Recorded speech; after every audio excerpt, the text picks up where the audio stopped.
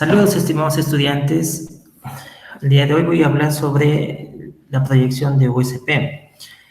La proyección USP o análisis de USP, ¿sí?,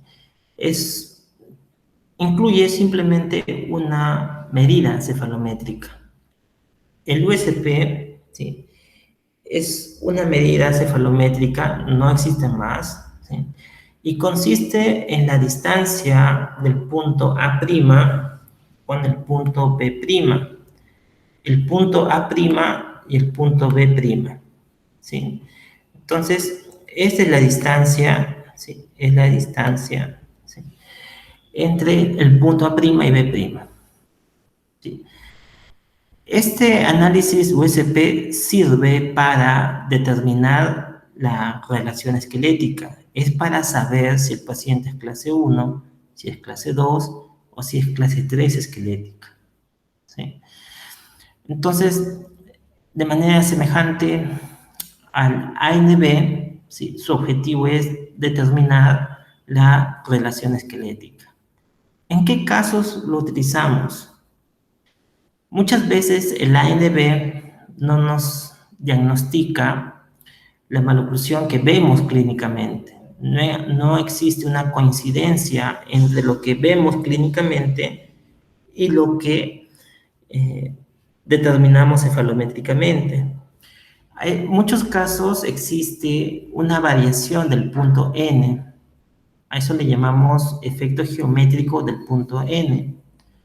Cuando el punto N cambia, tiene un efecto geométrico, los valores de SNA, SNB y ANB se ven alterados.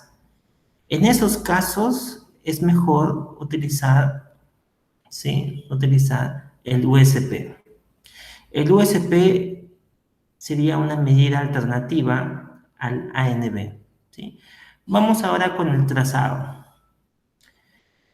Primero se traza la línea NA, del punto N al punto A, y la intersección con el hueso maxilar, ¿sí?, la intersección con el hueso maxilar se llama P'. Cuando dibujamos el maxilar, dibujamos la zona anterior, ¿sí?, espinas al anterior y el maxilar. El cruce entre el hueso maxilar y la línea NA, esta intersección se le llama P', ¿sí?, P'. También vamos a ubicar el punto posterior del plano palatino, ¿sí?, o del maxilar, y lo conocemos como espina nasal posterior. Espina nasal posterior. Entonces, la unión entre espina nasal posterior y P' lo llamaremos plano palatino.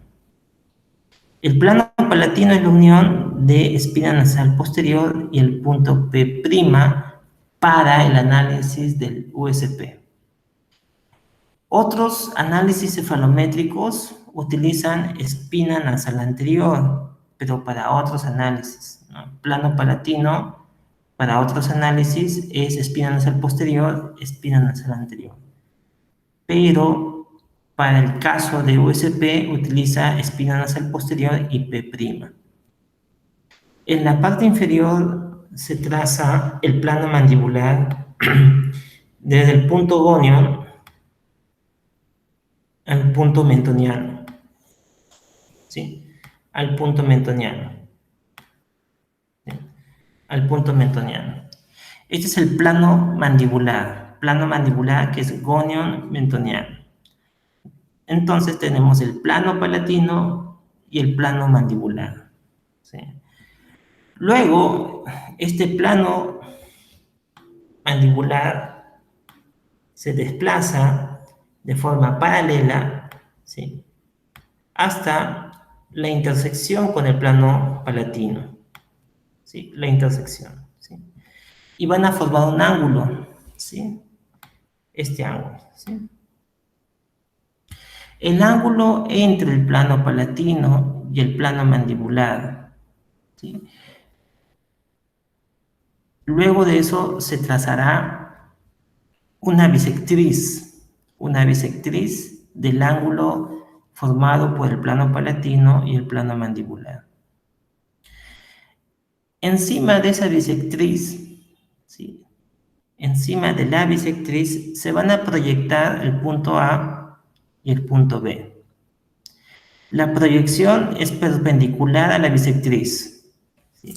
La proyección del punto A perpendicular a la bisectriz. La intersección de la bisectriz y la proyección vertical sería A'. Y la otra intersección se llamaría B'. B'. A' y B'. ¿Sí? Y la distancia entre A' y B', ¿sí? Es el valor del USP. Los valores de USP adoptan valores negativos y valores positivos. Cuando el punto B',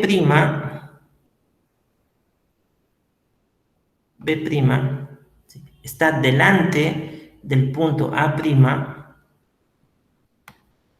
tiene valores negativos. Lo contrario sería que el punto B' esté por detrás del punto A' y ahí adoptaría signos positivos. ¿Cuáles son los valores normales?